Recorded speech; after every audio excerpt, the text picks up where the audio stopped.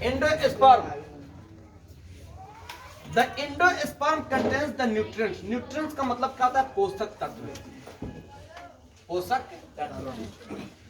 अब इसका मतलब समझिए, व्हाट इज न्यूट्रिएंट्स। क्वेश्चन कभी कभी पूछता है what is nutrients, what is nutrients.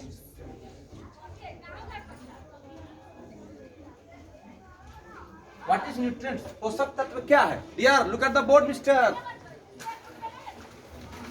Nutrients का मतलब होता है पोषक तत्व, वैसी आहार, वैसी आहार जिसमें सभी प्रकार के पोषक तत्व अवेलेबल हो, वैसी आहार हम लोग को खानी चाहिए, मानव जाति को या किसी भी जीव जंतु को।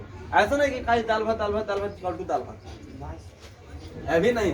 पोषक तत्व का मतलब तो फेट फाट होना चाहिए, कभी पालक होना चाहिए, कभी पालक पनीर होना चाहिए, कभी चिकन होना चाहिए, कभी मटन होना चाहिए, कभी फिश होना चाहिए, कभी दूध दही होना चाहिए, है ना, कभी दाल रोटी, सब फेट फेट इसी का पोषक तत्व। एक के गो नीमक रोटी खाने से काम धर्म नहीं चलेगा। तो पोषक तत्व का मतलब होता है कि विभिन्न प्रकार के उसमें पौष्टिक तत्व हो, वैसी आहार हम लोग को लेनी चाहिए। Nutrients stored provide starch, starch को प्रोवाइड करता है, कार्बोहाइड्रेट्स को प्रोवाइड करता है, एंड प्रोटीन को प्रोवाइड करता है। ये सब क्या है? पोषक तत्व है। कार्बोहाइड्रेट हम लोग कहां से प्राप्त, सोर्स ऑफ कार्बोहाइड्रेट पढ़ाए थे, source of carbohydrate, the mainly source of carbohydrate हम लोग पता हुआ फल से प्राप्त करते हैं। और very important has available the carbohydrate, banana. हम लोग सबसे अच्छा कार्बोहाइड्रेट का अगर सोर्स प्राप्त करते हैं, केला, पका हुआ केला से, ऐसे तो सब चीज में पाया जाता है। प्रोटीन्स जो है हम लोग प्रोटीन प्राप्त करते हैं दाल से, सोयाबीन से हम लोग प्रोटीन प्राप्त करते हैं। तो बीज में, बीज के किसी स्पर्म पार्ट में ये सब पाए जाते हैं, ठीक है। एंडोस्पर्म में, एंडोस्पर्म में संग्रहित, एंडोस्पर्म में संग्रहित, एंडोस्पर्म में संग्रहित पोषक तत्व होते हैं, एंडोस्पर्म में संग्रहित पोषक तत्व होते हैं। यह अंकुरन के दौरान, एंडोस्पर्म में संग्रहित पोषक तत्व होते हैं, यह अंकुरन के दौरान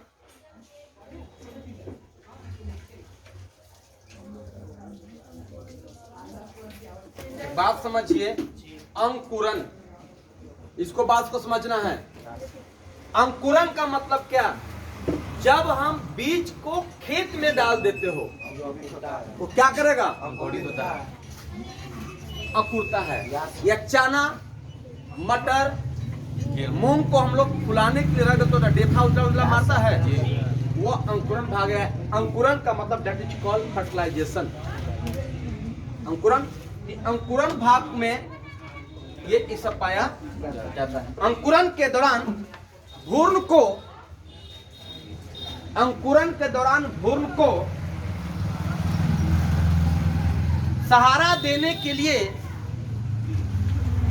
सहारा देने के लिए स्टार्च,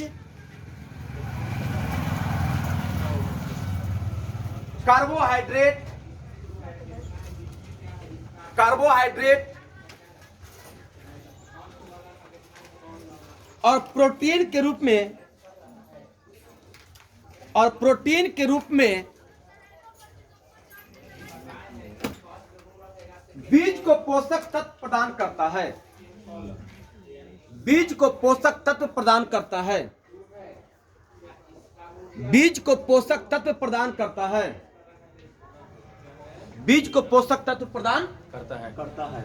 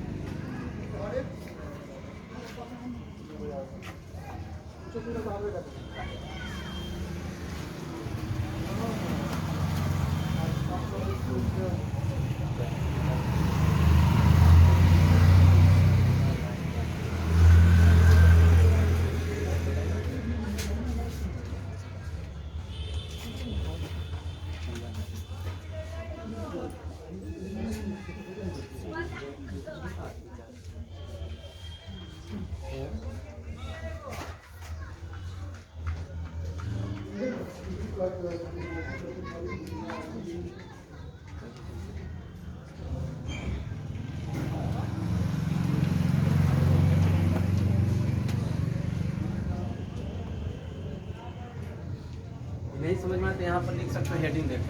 ज़्यादा प्रॉब्लम क्रिएट हो रहा है तो सीट कॉर्ड को आप अलग भी समझ सकते हैं। सीट कॉर्ड को दो भागों में बांटा गया है, टेस्टा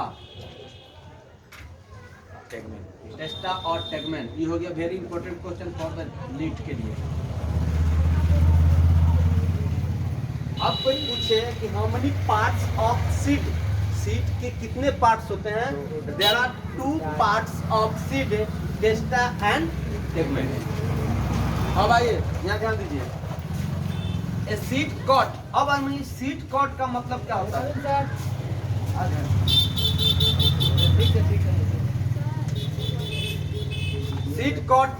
सीड कॉर्ड का मतलब क्या?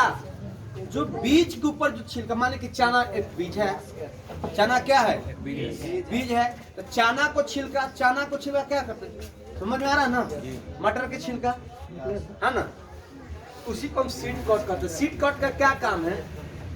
अंदर के भाग को सुरक्षा करना। टेगमेंट भाग को क्या करता है? वो सुरक्षा। ऐसे तो हम लोग दोनों खा जाते हो। कौन ऐसे व्यक्ति है कि जब चना का भूजा खाता है इसे मसल के खाता है?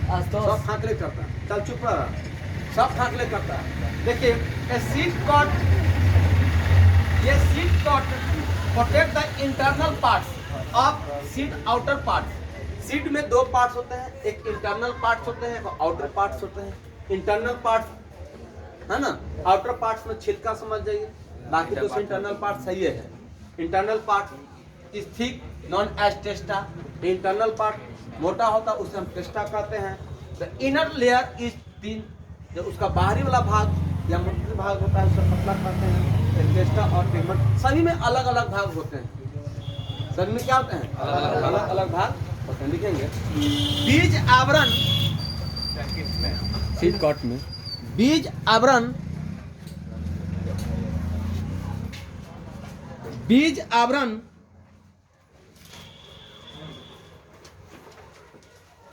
बीज के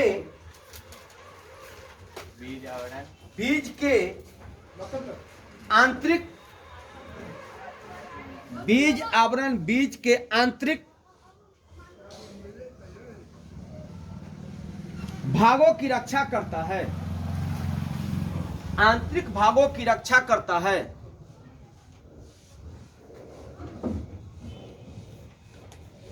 बीज कोट में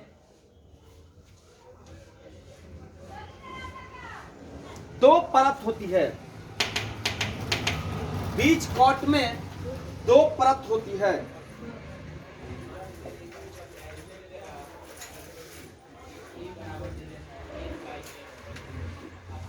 लिखेंगे हमरे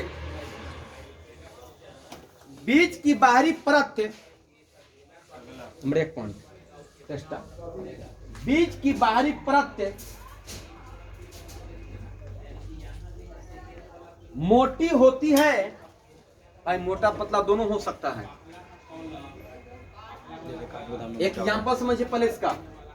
बीज की बाहरी परत मोटी होती है, मान कि आठी, आम के आठी का परत मोटा कि पतला? मोटा है। चना का बीज का परत पतला कि मोटा? तो इसको समझ में आया ना, बीज कौन सा हम लेकिन एक भाषा हम लिखा देते हैं। मोटी होती है उसे टेस्टा कहा जाता है। ऐसे तो दोनों होगा लेकिन हम एक लिखा दे रहे हैं, टेस्टा कहा जाता है। दूसरा, बीज की बाहर भीतरी परत, बीज की भीतरी परत पतली होती है, मोटा भी हो सकता है, उल्टा होगा, पतली भी होती है, पतली होती है, पतली या मोटा दोनों हो सकता है। पतली होती है जिसे टेगमेन कहा जाता है, जिसे टेगमेन कहा जाता है, जिसे टेगमेन कहा जाता है। इसका भी एग्जांपल एक दे दीजिए। जिसे कपास लिख लीजिए,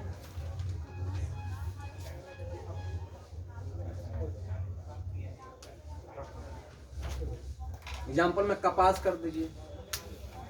चलिए एक रिफ्रेश हम लोग करेंगे। बीज के कितने भाग होते हैं? तीन भाग। Embryo, endosperm, seed coat. Embryo का मतलब क्या होता है? The embryo is the most important part of a seed develop from the fertilization, यानी कि एक जब फर्टिलाइज करेगा तो बीज एंडोस्पर्म बनता है। Embryo, endosperm, the endosperm contains the nutrients, इसमें पोषक तत्व पाई जाती है, इसको हम स्टार्च के रूप में, कार्बोहाइड्रेट के रूप में और प्रोटीन के रूप में। सीड कॉर्ड का होता है बीज का छिलका को हम सीड कॉर्ड कहते हैं। बीज को छिलका को दो भाग में बांटा गया है, टेस्टा और